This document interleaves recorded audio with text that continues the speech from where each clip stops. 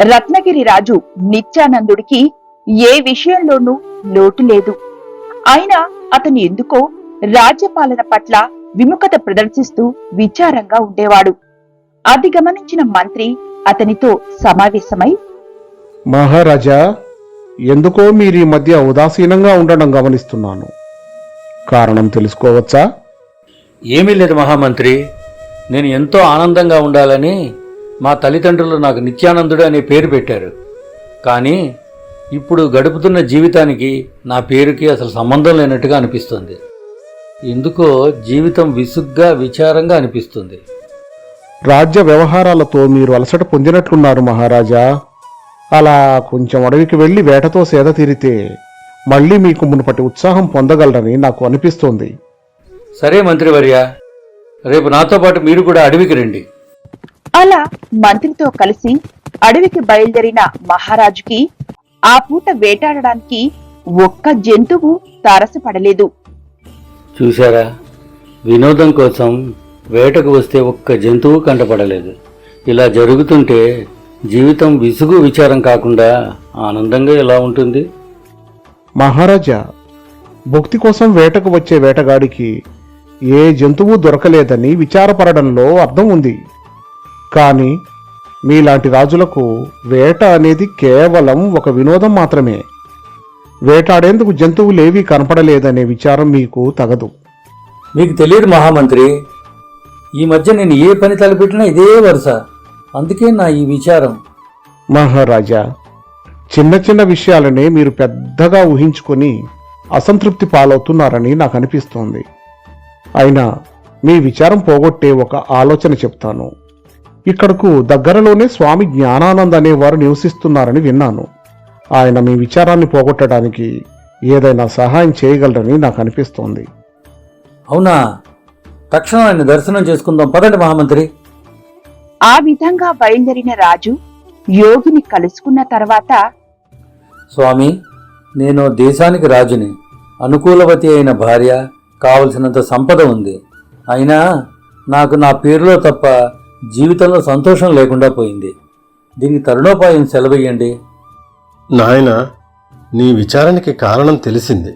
నువ్వు చేయవలసింది ఒక్కటే.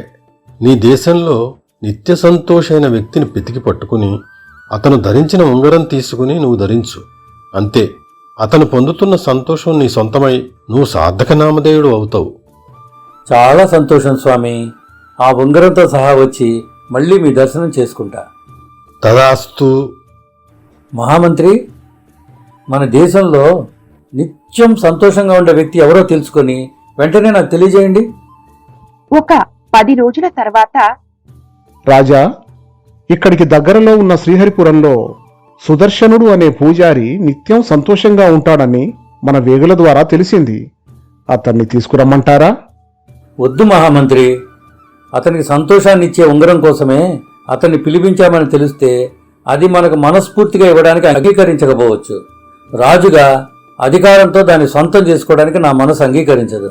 అందుకే మారువేషంలో వెళ్ళి అతన్ని కలుసుకొని అతనికి తృప్తి కలిగించేంత ధనాన్ని ఇచ్చి ఆ ఉంగరం సొంతం చేసుకుని వస్తాను అని రాజు గుర్రం మీద మారువేషంలో సుదర్శనుణ్ణి కలుసుకోవడానికి బయలుదేరాడు. రాజు అతన్ని కలుసుకునే సమయానికి సుదర్శనుడు ఎవరితోనో నవ్వుతూ మాట్లాడుతూ కనిపించాడు. నాకు వచ్చిన సమాచారం నిజమే. ఈ సుదర్శనుడు నిత్య సంతోషులానే కనిపిస్తున్నాడు అని అనుకుంటూ రాజు అతన్ని సమీపించి, మహానుభావా, నేను బాటసారిని. ఈ దేశంలో నిత్యం సంతోషంగా ఉండేవాడు ఎవరు అనే అన్వేషణలో భాగంగా ఇలా బయలుదేరాను. కొంతమంది ఇచ్చిన సమాచారంతో అది మీరే అని తెలుసుకొని మిమ్మల్ని వెతుక్కుంటూ ఇలా వచ్చాను. మిమ్మల్ని చూస్తుంటే చాలా సంతోషంగా కనిపిస్తున్నారు. మీరు ఎప్పుడు ఇంతే ఆనందంగా ఉంటారు కదా? పొరబడ్డారు. మీరనుకునే వ్యక్తి నేను కానే కాదు. నేను ఇక్కడికి దగ్గరలో ఉన్న ఆలయంలో పూజారిని.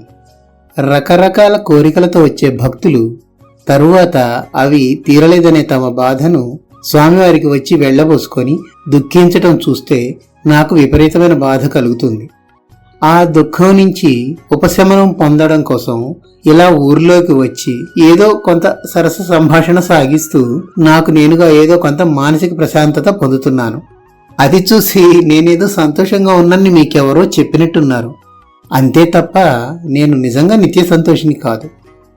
ఈ మాటతో రాజు నిరుత్సాహపడి, అయితే ఇంత దూరం ప్రయాసపడి వచ్చింది నిరర్ధకమేనన్నమాట. ఒక్క నిమిషం ఆగండి. నేను నిత్య సంతోషిని కాకపోవచ్చు గాని అటువంటి వ్యక్తి మాత్రం నాకు తెలుసు. పక్క ఊరిలో ఉండే సుదీపుడు అని ఒక జ్యోతిష్యుడు ఉన్నాడు. అతడు ఎప్పుడూ ఎంతో ఉల్లాసంగా ఉంటాడు. మీరు వెతుకుతున్న వ్యక్తి అతనే కావచ్చు. వెళ్ళి కలవండి. ఈ మాటతో రాజు సంతోషపడి అతన్ని వెతుక్కుంటూ వెళ్లి, మిమ్మల్ని కలుసుకోవడం చాలా సంతోషంగా ఉంది. జ్యోతిష్యంలో దిట్ట అయిన మీరు జరగబోయేది అంతా ముందే తెలుసుకోవడం వలన సుఖదుఖాలకు అతీతంగా ఉండి మీరు నిత్య సంతోషిగా ఉంటున్నారని అనిపిస్తుంది.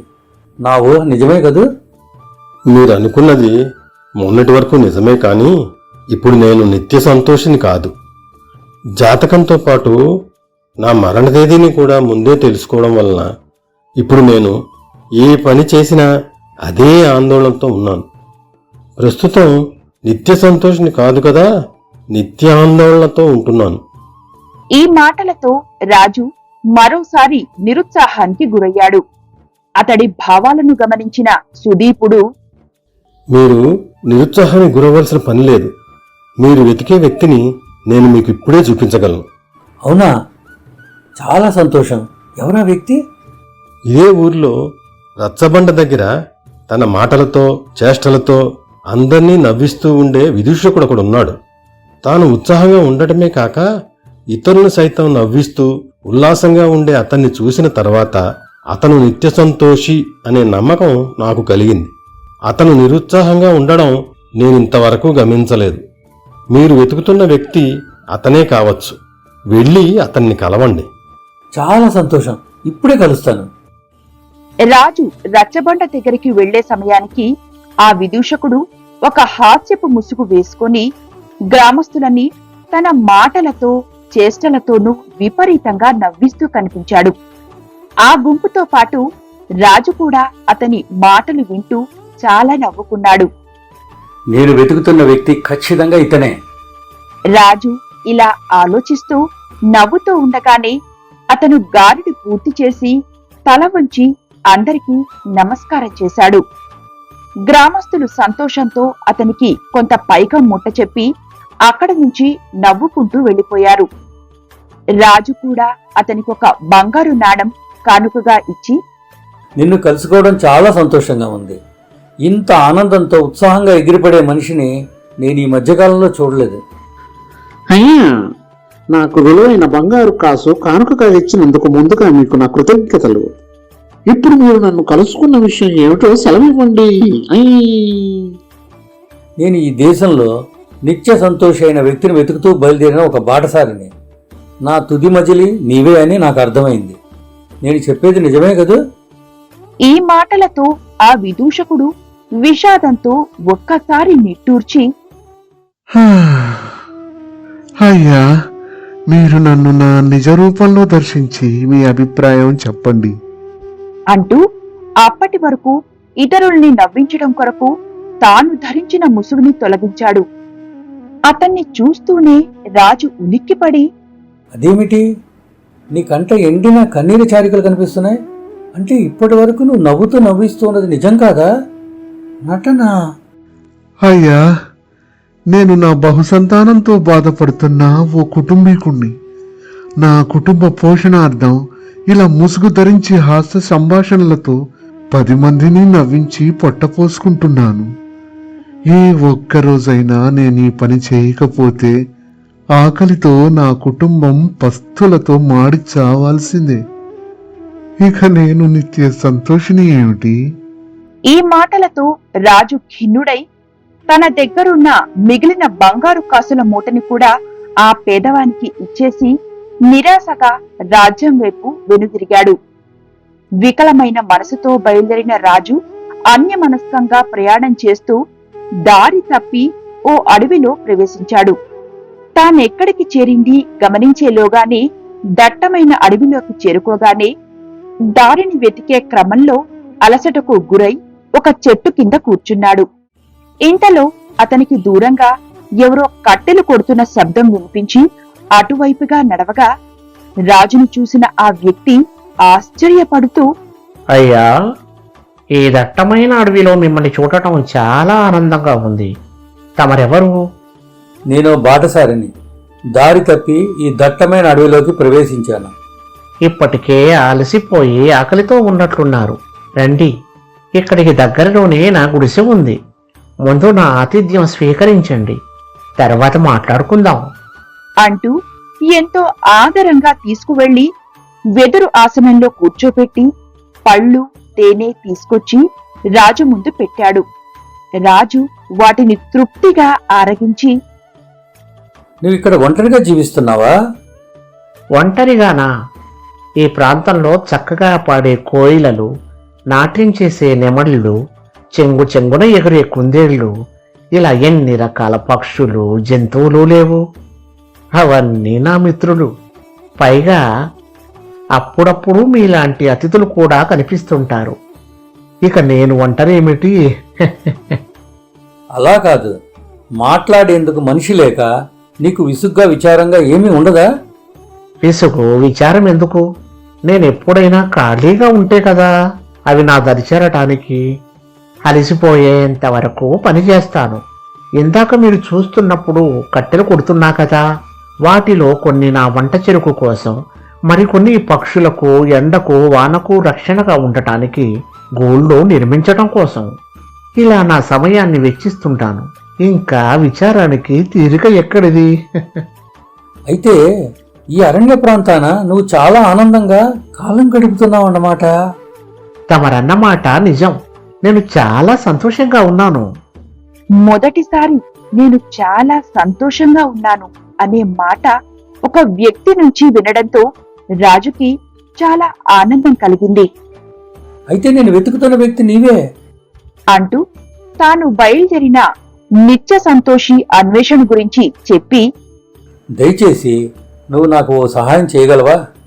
నువ్వు ధరించే ఉంగరాన్ని నాకు ఇవ్వగలవా? దానికి బదులుగా నీకు కావాల్సినంత ధనం మాత్రమే కాదు, నువ్వు ఏమడిగితే అది ఇస్తా. దీనికి ఆ కట్టెలు కొట్టేవాడు పెద్దగా నవ్వుతూ, మీరు నాకు ఏ ధనము ఇవ్వనవసరం లేదు. నేను తమకు ఉచితంగానే దాన్ని సమర్పించుకోగలను. కానీ వచ్చిన చిక్కేమిటంటే నా దగ్గర అసలు ఉంగరమే లేదు. అసలెప్పుడూ దాన్ని నేను ధరించనే లేదు అన్నాడు నవ్వుతూ. రాజు కొంచెం నిరాశ చెందినప్పటికీ అతను ఇచ్చిన ఆతిథ్యానికి కృతజ్ఞతలు తెలియజేస్తూ నగరానికి తిరిగి వచ్చి తిరిగి యోగిని కలుసుకున్నాడు. స్వామి, ఎంతో ప్రయాసపడి నేనొక నిత్య సంతోషం చూశాను. కానీ నా దురదృష్టం ఏమిటంటే అతని దగ్గర ఏ ఉంగరమూ లేదు. రాజా, నువ్వు అనుకునే ఆ నిత్య సంతోషి దగ్గర వీసమెత్తు బంగారం లేదు. అయినా అతడు ఏ విచారం లేకుండా సంతోషంగా ఉన్నాడు.